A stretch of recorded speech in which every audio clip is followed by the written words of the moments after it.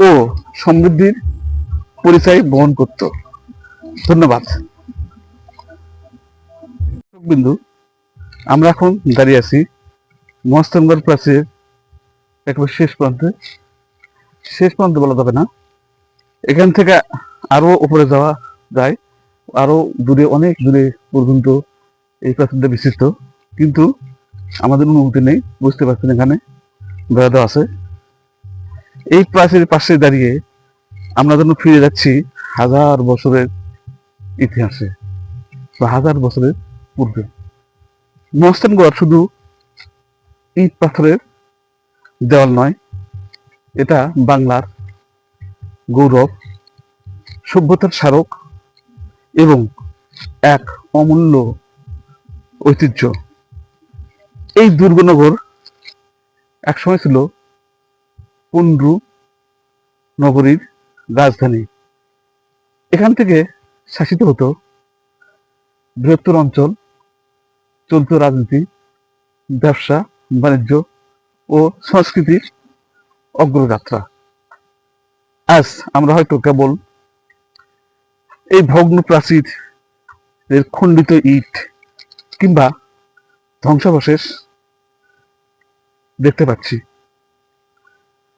কিন্তু এসব নিদর্শন আমাদের মনে করিয়ে দেয় কত শক্তিশালী ছিল ওই ভূমির ইতিহাস, কত সমৃদ্ধ ছিল এই ভূমির ইতিহাস,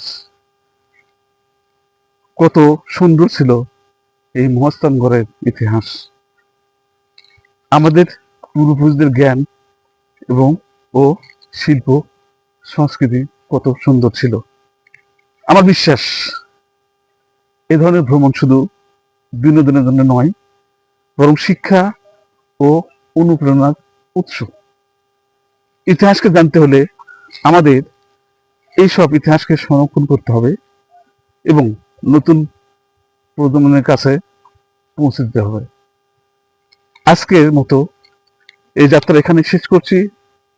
যারা এ নিয়ে গবেষণা করছেন বা ভ্রমণের অভিজ্ঞতা লিখেছেন, আপনাদের কাছে অনুরোধ, আমাদের লেখা ভিডিও বা মতামত আমাদের সঙ্গে শেয়ার করুন, যেন মহাস্থানগড়ের ইতিহাস আরো বেশি সমৃদ্ধভাবে সবার কাছে পৌঁছতে পারে। ধন্যবাদ সবাইকে আমাদের সঙ্গে থাকার জন্য। আল্লাহ হাফেজ।